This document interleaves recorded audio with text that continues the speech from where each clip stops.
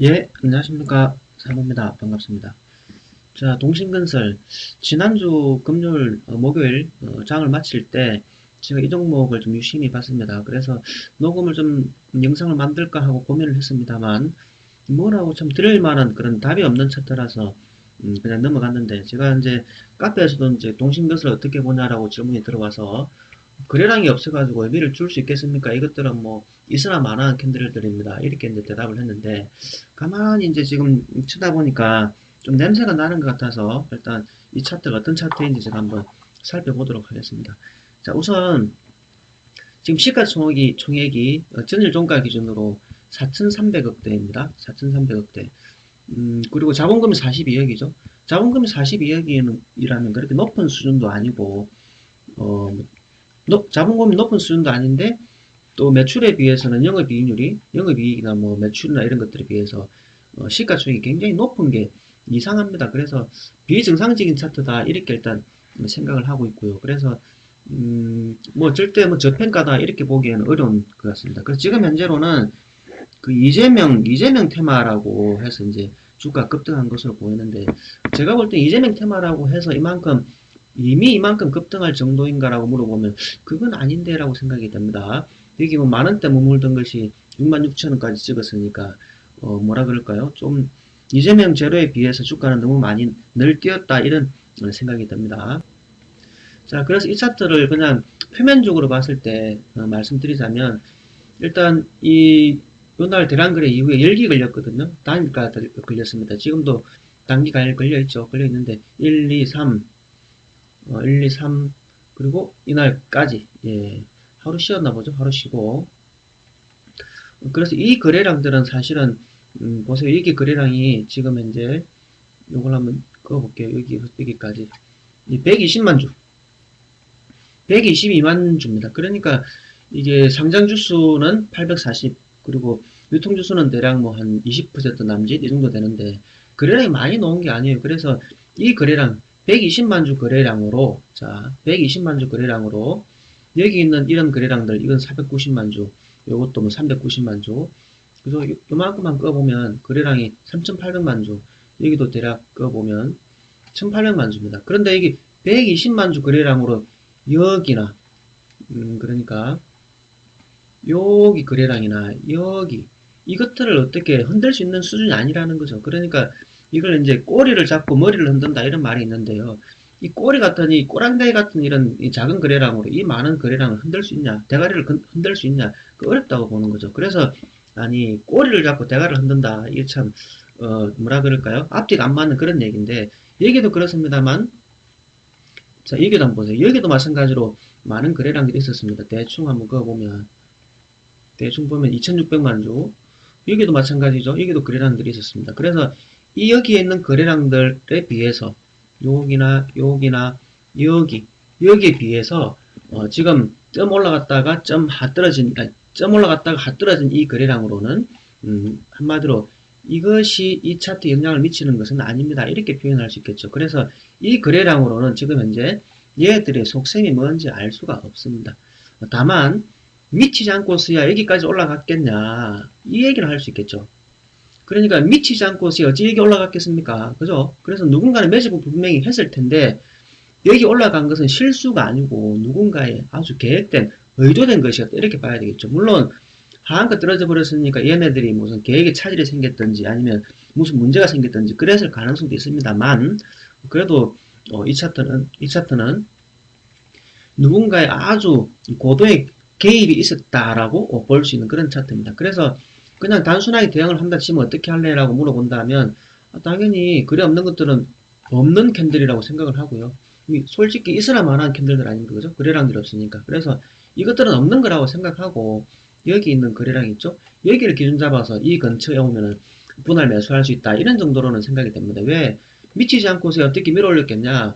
뭐 얘네들이 실패를 했거나 저것끼리 싸웠거나 배신이 있었거나 아니면 계획된 것이라 치면 어쨌거나 저점 매수해보는 것이 우리가 할 수 있는 거 말고는 뭐가 있냐 이런 의미가 되겠고요. 그리고 내일 하한가 떨어져 봐야 30% 떨어져 봐야 대략 여기 오면 25,000원 정도 옵니다. 하 떨어지면 딱 매물대 키스마크 일어나는데 여기에서 분할을 시작할 확률은 해도 되겠다고 생각하는 확률은 뭐 열에 한 2번 이 정도 느낌, 이런 정도 느끼면 됩니다. 그래서 내일도 차라리 하한가 가버리는 게 저는 편하지 않겠나 이렇게 생각을 하고, 그러면 내일 예를 들어서 하한가를 여기에 그냥 딱 점으로 가버리는 겁니다. 점으로 가버리고 다음날 2만원 밑에서 딱 시작하면 여기에서부터 이제 뭔가 다시 큰 폭이 흔들게 나오지 않겠나 이런 생각도 해봅니다. 그래서 저는 제가 제일 대응하기 편한 시나리오는 방금 제가 말씀드린 대로 내일 쩌마를 한 번 더 가버리고 그 다음날 마이너스 한 20%나 뭐 아니면 25% 아니면 하한가에 시작하거나 아니면 보합에서 시작하는 시나리오, 이런 시나리오로 가야 되지 않겠나. 그래서 저는 저보고 대응하라 그러면 내일 한 번 더 쩌마 가기를 바랍니다. 이렇게 대응을 할 것 같고요. 그런데 여기에서 이제 제가 이 차트를 보면서 이게 좀 냄새가 난다라고 느낀 게 하나가 있습니다. 한번 보십시오.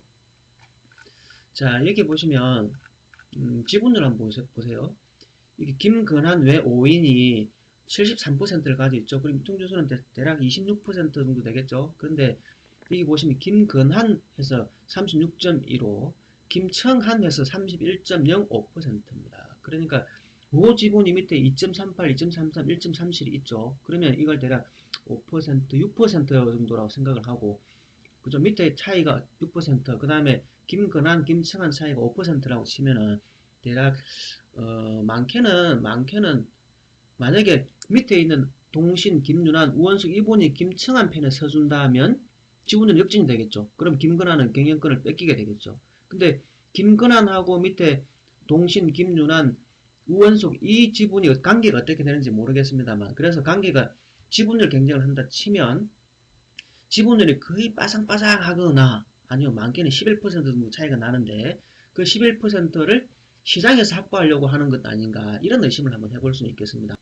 그래서 제가 김근한, 김성한 뭐 잠깐 인터넷 검색해 봤는데 뭐 쓸만한 정보를 얻은 건 아니고요. 그 다음에 또 동신건설, 경영권 분쟁 이렇게 또 검색을 해봤는데 뭐 쓸만한 정보들이 없었습니다. 그래서 이 차트가 이렇게 상승하는데 어떤 명분이 있다 치면 이재명 테마로는 부족할 것 같고, 우리가 모르는 경영권 분쟁이 일어난다면 그것은 충분히 이런 차트가 나올 수 있다 이렇게 생각을 합니다. 그러니까 경영권 분쟁으로 막 이렇게 주가를 끌어올리게 되면요, 공격하는 입장에서 매수를 못합니다. 그래서 경영권을 지키려고 하는 사람들은 주가를 이렇게 끌어올려 버리게 되면 시장에서 매입하는 방법도 있어가지고 매입해서 지분율 우위를 점할 수 있는데, 그게 아니라 주가를 막 지금처럼 5배, 6배로 뻥튀기를 해버리면 장내 매수하려는 사람들이 매수를 할 수가 없다는 얘기죠.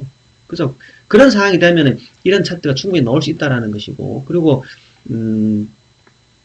경영권 분쟁으로 가다가 뭐 급적 하해를 했다, 내부적으로 급적 하해를 했다 이러면 분쟁이 재료가 사라져 버리는 거죠. 그러면 이런 상황이 벌어질 수도 있습니다. 그래서 또 주가가 또 만약에 밑으로 과하게 많이 하락을 하면 또 누군가는 또 지분을 늘리려고 하는 그런 베이스가 나올 수 있겠죠. 그래서 만약에 여러분 뭐 현재 인터넷상으로 뭐 검색해봐야 그런 재료는 없습니다만, 동신건설에서 만약에 경영권 분쟁 얘기가 나오면 그것은 진짜일 수 있다 이렇게 정의를 내립니다. 그래서 차라리 경영권 분쟁 재료가 터져버리면 이해가 되는 차트다 이렇게 생각하시면 되겠고, 과거에도 이제 그 진짜 경영권 분쟁을 했던 차트가 있는데 남강토군이라고요. 아주 옛날에 어마어마했죠.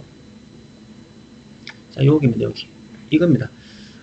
그러니까 경영권 분쟁이 표면화되기 전에는 거래량이 많이 나오는데요, 경영권 분쟁이 진짜 일어나 버리게 되면 거래량 안 나옵니다. 거래량이 하늘로 가면 갈수록 없어져 버리죠. 자, 다시 한번 보세요. 예, 요렇게 보면 경영권 분쟁이 이전에는 많은 거래량이 있어요. 이렇게 이제 몰래 매집해야죠. 있는데 실제로 주가를 뽑아버리면 경영권 분쟁이 없는 게 이게 진짜 경영권 분쟁이고요. 그리고 이제 앞으로 좀 더 볼까요? 요런 어떤 매집의 행위들도 앞에 충분히 있을 수 있죠. 그래서 이거는 진짜 경영권 분쟁이 맞는 거고요. 가짜 경영권 분쟁 한번 볼까요? 자, 코데스 컴바인입니다. 한번 보세요. 코데스 컴바인. 가짜 경영권 분쟁을 한번 보여드릴게요. 자, 이거는 가짜 경영권 분쟁이었습니다. 자, 이게 여기 보시면 제가 2010년도 저음이죠. 2010년도 저음인데 제가 코데스 컴바인이라고 예신 PJ라고 제가 검색을 했는데요. 한번 보세요. 예신 PJ 주가 급락 사유 없어. 뭐 부부싸움, 경영권 분쟁 부부싸움에, 그 다음에 예신 PJ 부부 분쟁 끝났다. 예신PJ 박성동 회장 복귀 급락해서 이제 경영권 분쟁으로 2010년도에 주가가 꿈틀꿈틀했던 거거든요. 이게 2010년도입니다. 그때 제가 뭐라 그랬냐면 이거는 진짜 경영권 분쟁이 아니라 가짜 경영권 분쟁입니다 라고 얘기를 했습니다. 왜냐면 경영권 분쟁에서는 단 한 주가 아쉽고 물량이 아쉽거든요. 그런데 얘네들은 부부간의 경영권 분쟁을 빌미로 삼아서 매집한 흔적이 있습니다. 그걸 빌미 삼아서 여기 올라와가지고 폭탄처럼 폭탄을 던져버렸습니다. 완전히 폭탄을 던져버렸거든요. 그래서 이거는 저는 경영권 분쟁을 빙자한 주가 매도다 이렇게 표현을 하거든요. 그래서 결국 그때 어떻게 됐습니까? 코데지 컴바인 그 당시에 주가 가져있던 것도 분실했다. 자, 여기 한번 보십시오. 이 지금 보고 계신 그림은 주식 바로 보기 1권에 있는 책 본문 내용입니다. 제가 본문 내용을 지금 찾아서 가져왔는데요. 예신PJ 약세 회장이 362만 주 분실했고 362만 주를 분실했고 또 적당히 매도했다. 그죠? 박선동 회장은 전날 보유 주식 중 일부인 362만 몇 주를 분실 및 장외 매도했다고 공시했다. 그죠? 이게 경영권 분쟁해갖고 주식이 지금 한 주가 아쉬운 판에 분실했다는 것은 사실 좀 납득이 좀 안 되는 내용이죠. 그래서 제가 그때 당시에도 주식 바르고 책을 쓸 때도 코데지 컴바인과 남강통을 말씀드리면서 경영권 분쟁이라면서 상장 주수의 3배가 넘는 거래량이라니 이렇게 되어 있는 이거는 가짜고요. 그리고 밑에 또 한번 보시면 이게 이제 코데지 컴바인인 것이고 그 다음에 남강통은 30배 폭등해도 거래량이 없다. 진정한 경영권 분쟁이다. 이렇게 제가 표현을 해놓은 게 있습니다. 그래서 이거는 가짜 경영권 분쟁입니다. 아시겠죠? 이거는 가짜 경영권 분쟁. 그럼 여기는 경영권 분쟁을 빌미로 해서 주가를 떨어뜨리는 게 경영권 분쟁을 빌미로 해서 주식을 팔아먹는 게 목적이었으니까 주가는 어떻게 될 것이다? 완전히 걸레될 것이다. 이런 얘기죠. 그럼 이 당시에 지금 기준으로 보면 대략 90만원 수준인데 보세요. 지금 주가는 얼마 있습니까? 여기는 93만 찍힙니다만 결과적으로 감자든 뭐든 다 해가지고 지금 2,500원에 와 있는 거죠. 그래서 이런 경우에는 가짜 경영권 분쟁이고요. 이제 뭐 동신건설이 만약에 경영권 분쟁을 해가지고 주가가 올라간다 치면 거래량 없이 경영권 분쟁이 터지면 그거는 진짜가 될 수 있다 이런 의미죠. 자, 그러면 왜 제가 동신건설이 인터넷 아무리 뒤져봐도 경영권 분쟁이라는 얘기 자체가 없는데 그 얘기를 들고 나왔냐? 예, 그거는 바로 이 차트가 그거라면 이해가 납득이 된다 이런 의미가 되겠고요. 그리고 또 그게 아니라면 이재명 테마를 이용해서 지금 뻥튀기해서 팔아먹으려는 속셈이 있었거나 이런 의미일 수도 있고요. 그 다음에 이제 제일 중요한 것은 경영권 분쟁 재료가 튀어나오더라도 우리가 예상했던 재료가 튀어나온 거잖아요. 그러면 대응이 어떻게 됩니까? 대응할 수 있는 방법이 명확해집니다. 조금 사야죠. 그죠? 그러니까 그 재료가 나왔을 때 진짜냐 아니냐 가려보고 간보고 해서 뭐 진짜 똥인지 된장인지 맛을 봐야지 아는 그 수준이 아니라 그거 튀어나오면 그거 맞아 라고 말할 수 있는 준비된 생각, 준비된 어떤 분석이라는 거죠. 그래서 우리는 어떻게 해야 됩니까? 그 재료가 튀어나오면 그것이 맞다 안 맞다 이걸 짚어가는 것이 아니라 그 재료가 너무 맞는데라고 생각하면서 이미 재료를 기다리고 있을 필요가 있다 이런 의미가 되겠죠. 그래서 항상 시장을 쫓아다니면서 추격만 하는 사람이 될 것인지 아니면 그런 재료가 나오면 맞아요 이미 예상했던 거예요 라고 바로 대응할 수 있는 사람인지는 준비한 사람과 안 한 사람 그 차이다 이렇게 말씀드릴 수 있습니다. 그래서 동신건설에서 뭐 차트도 좀 요상하고 거래량도 없고 뭐 지금 당장으로서는 지켜봐야 될 차트입니다. 예, 그래서 제가 지켜봐야 될 차트입니다라고 이제 말씀을 드리는 것이고 그래서 제가 드렸던 내용이 뭐라고 코멘트를 드리고 싶었습니다만 거래량이 아직 실리지 않아서 판단하기 어려워 보이더라고요. 거래량이 없어서 의미 부여도 부족하고 더 지켜봐야 되겠다 하는 정도 그냥 있으나 마나한 캔들입니다. 이렇게 제가 답변을 드렸습니다. 어제 제가 답변을 드렸죠. 자, 그리고 이제 여기 뭐 파도님 얘기처럼 무슨 얘기인지 뭐 딱 보면 무슨 얘기인지 알겠는데요. 이 시나리오는 이겁니다. 제가 이제 여러분 댓글도 이게 조금 더 보실 수 있을 텐데요. 대주주 지분율이 많으니까 멋대로 움직이는 건 당연한 차트입니다.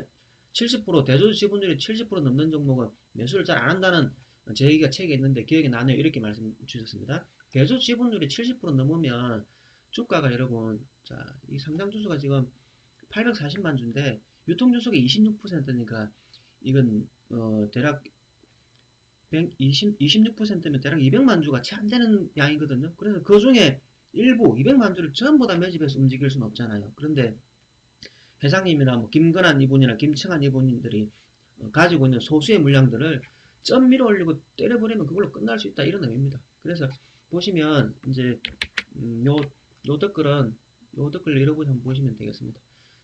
예, 이런 소설도 충분히 쓸 수 있다. 그쯤에서 이틀 동안 큰 거래량만 보면 80만 주 나왔는데 80만 주 나왔다 치면은 손바뀜으로 충분히 가능하다 이 얘기죠. 유통주수는 200 몇십만 주입니다만 잠자는 주식도 있거든요. 그래서 유통주수가 작은 주식은 손대지 않는 것이 한마디로 이런 거죠.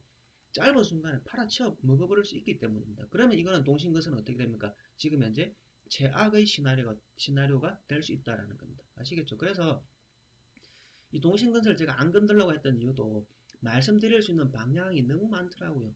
대수주 지분율이 낮아가도 팔고 치워버리는 되는 거고, 경영권 분위기 난 것도 되는 거고, 또 누군가 밀어올리고 이재명 테마를 이용해서 팔아버릴 수도 있는 거고요. 또 지금 약속된 대로 움직이다가 서로 뻥커 나가지고 어그러졌을 수도 있는 거고요. 경영권 분쟁을 벌이다가 종료돼가지고 떨어질 수도 있는 거고요. 그래서 이것을 다 무엇이든지 다 얘기할 수가 있는 입장이 아닌 것이고, 일단 기술적으로 차트가 거래량이 제대로 실리면 그러면 좀 더 분석이 정확해질 수 있지 않겠나 싶어서 제가 입을 좀 살짝 닫고 있었던 이유입니다. 그런데 주말 사이 연휴 사이에 집에 가만히 있다 보니까 생각이 많아지고 쟤들은 왜 그랬을까라고 이제 머릿속에 맴돌다 보니까 오늘 일요일인데 제가 나와서 녹음을 하게 됐습니다.